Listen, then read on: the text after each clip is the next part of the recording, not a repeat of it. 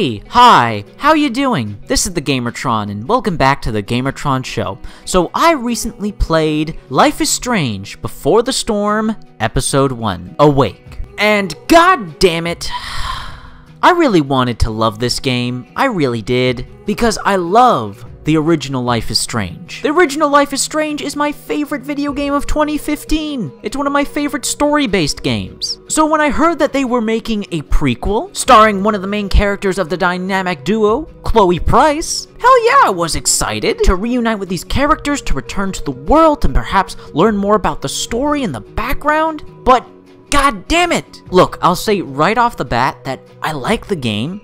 It's objectively a fine game, it's a fine product, it's a decent product, but that's just that. It's only decent, it's only fine, it's only alright. The first episode does have some genuinely really good moments that remind me of the first Life is Strange, but outside of the improved facial animations and the lip sync, which was a bit of a complaint from the first Life is Strange, but outside of the improved lip sync and improved facial animations, everything else is downgraded. The storytelling, the writing, the graphics. I didn't even think you could downgrade Life is Strange's graphics.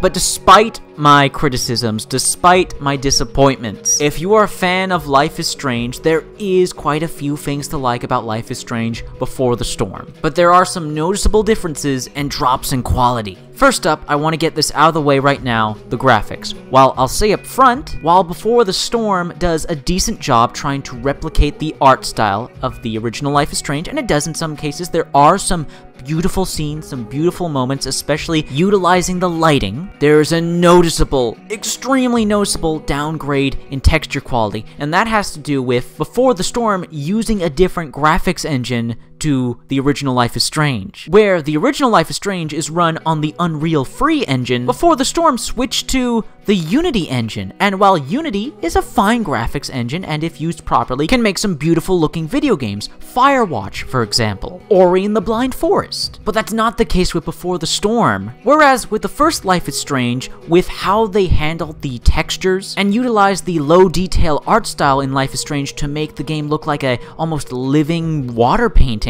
Before the Storm in many cases just looks ugly, unfinished, and just blurry and messy. Outside of Chloe, a lot of the returning characters, their character models look unfinished. Hell, they look almost like they're melting. It's weird, it's ugly, and it's a noticeable downgrade from the first Life is Strange. I'll say animation quality in the cutscenes, in the faces, lip syncing, yes, I will say right off the bat, all that is improved from the first Life is Strange. And some of the cutscenes where Chloe is interacting with other characters, it does look lifelike. It looks motion captured. It looks good. And I'll also give credit to the development team for trying to replicate the environments in the first Life is Strange and replicating those environments in a new graphics engine, and they do a good job of it. Chloe's house looks like Chloe's house. The layout is the same. Blackwell University, the entrance to the school, looks similar to the entrance in the first game, but again, noticeable detail and quality drop. While Before the Storm does look good in places, it's only in some places. For the most part, and god damn it, I really hate to say this, I really truly hate to say this, but the game just looks ugly. For the most part, the game is just, it's an ugly looking game. And it kills me to say this because the first Life is Strange was beautiful. It was a beautiful looking game. It used its low detail textures and modeling with the art style to make things look natural, smooth, and like I said earlier, like a water painting, a cartoon or comic book even. Living, breathing drawings and pictures. But Before the Storm,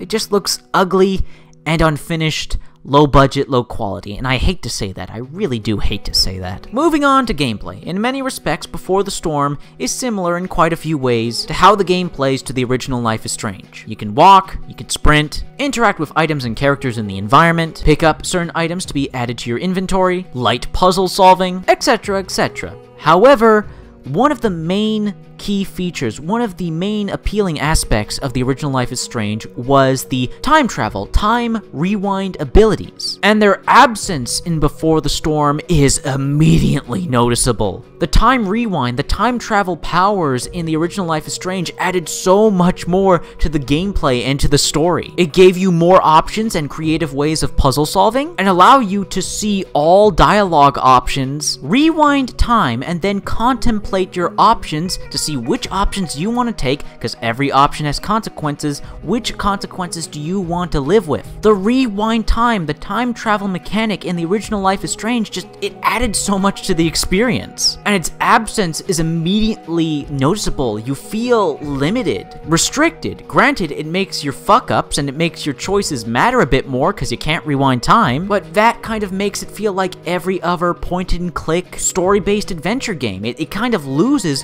what made Life is Strange so special. Before the Storm kind of feels like, dare I say it, more like a Telltale game than a Life is Strange game. However, to somewhat compensate for the lack of the time rewind mechanic, we have a new mechanic in Before the Storm called Backtalk, where Chloe tries to outwit and insult her opponent into getting what she wants. And I did like this mechanic. It kind of suited Chloe and her character, being the smartass that she is. And I gotta admit, these backtalk sections can be a bit intense because you can fail them and there are consequences for failing them. And there are some clever quips and comebacks and insults Chloe has for her opponent when engaging in backtalk. And you have to choose what you say wisely, listen to what your opponent says, and you have to do it in a limited amount of time. It's a decent mechanic, it's a welcome addition, and hey, I wouldn't mind seeing it return. Perhaps alongside the time rewind mechanic in Life is Strange 2 or Life is Strange Season 2 or something like that. But for the most part, gameplay is minimum. This is a story, narrative-focused game, so let's get into that. The heart of the game, the story, the narrative. Life is Strange Before the Storm, Episode 1, Awake, has us following and meeting up again with Chloe Price 3 years in the past before the events of the original Life is Strange. Chloe is really growing into this fuck society rebel stage in her life. She's still recovering and trying to cope alongside her mother, the loss of her dad, and we get to see her first-hand resentment over her stepfather, David. We are also introduced to the infamous character from the first Life is Strange who we only heard about but never saw or heard from,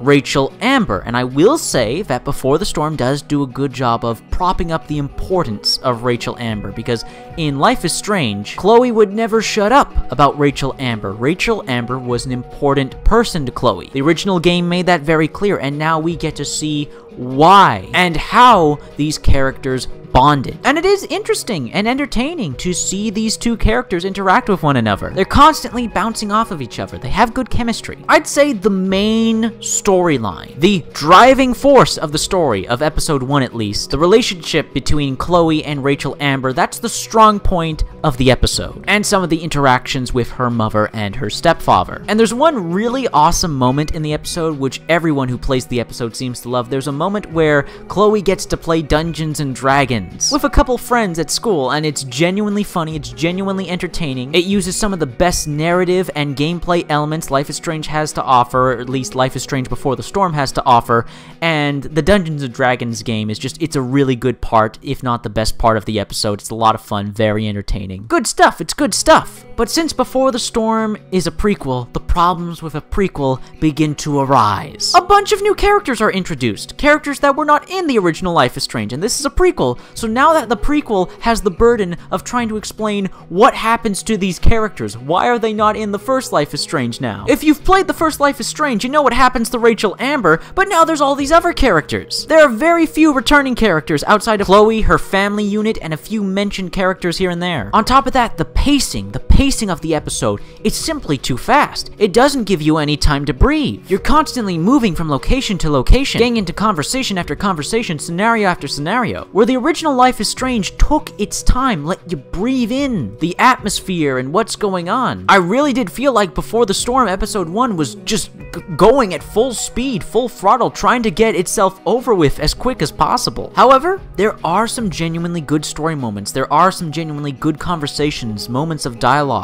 and a couple powerful emotional moments, most of it involving around Chloe mourning her father. There are moments where Before the Storm feels like a Life is Strange game, but they're only moments. I appreciate that Before the Storm sometimes goes out of its way to give you choices, to give you options, to try and make you feel like, yes, you are affecting the world and the characters. Look at all these choices, look at all these options. In terms of dialogue, of course. Before the Storm certainly tries. I can't deny that it's trying. It's trying really hard. The developers are trying. They're trying really hard, and they've made something good here. I can't deny that Before the Storm is good, and I did like it, but I wanted to love it. However, this is only the first episode. I gotta keep that that in mind, this is only the first episode out of 3.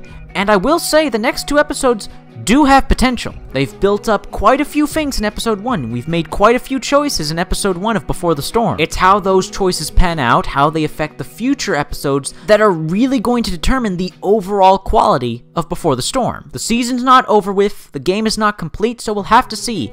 I gotta give Life is Strange Before the Storm episode 1 this. That ending, that ending has me excited and asking questions and wanting more. I want to see where Before the Storm goes. However, I really do feel like I've got to temper my expectations. I went into Life is Strange Before the Storm episode 1 expecting more Life is Strange, and I didn't really get more Life is Strange. I got a competent, decent, good spin-off game of Life is Strange. And I will say it was nice. It was actually really nice to see these characters again, to hear these characters again. Even though, and I was surprised to find this out later on, almost none of the original voice actors returned to voice their characters. And I gotta give props to Chloe's new voice actress. She did a remarkable job. Even though I love Ashley Birch and I would have loved to see her return, the new voice actress does a wonderful job of emulating Ashley Birch's performance and making Chloe sound and feel like Chloe. However, the new replacement voice actors for the other characters were immediately noticeable. And while they do a fine job, the voice acting overall is solid throughout the episode. The new voice actors are absolutely noticeable. Anyways, those are my thoughts, feelings, and opinions on Life is Strange Before the Storm Episode 1 Awake. Overall, it was a good episode, and overall, so far, Life is Strange Before the Storm is a decent game. Undeniably, it does nothing horribly wrong by any means. I just can't help but feel like, in many ways, it's a downgrade from what was the original Life is Strange. But hey, there's still 2 more episodes to go. Let's see what happens next. I look forward to playing the next episodes of Life is Strange Before the Storm. But hey, what are your thoughts, feelings, and opinions on Life is Strange Before the Storm? Have you played the game? What are your thoughts, feelings, and opinions on this video? Let me know your thoughts, feelings, and opinions in the comment section down below. I love reading comments. Get nearly enough comments. Please leave a comment. If you like this video in any way, shape, or form, please be sure to hit the like button. Hitting the like button helps you, helps me, helps everybody involved in the video. If you hit the like button if you want to help out and support this video, then please share it on social media, Twitter, and Facebook. And if you want to help out and support me directly, well, there's always Patreon. Anyways, guys, that's been a video, and I'll see you all later.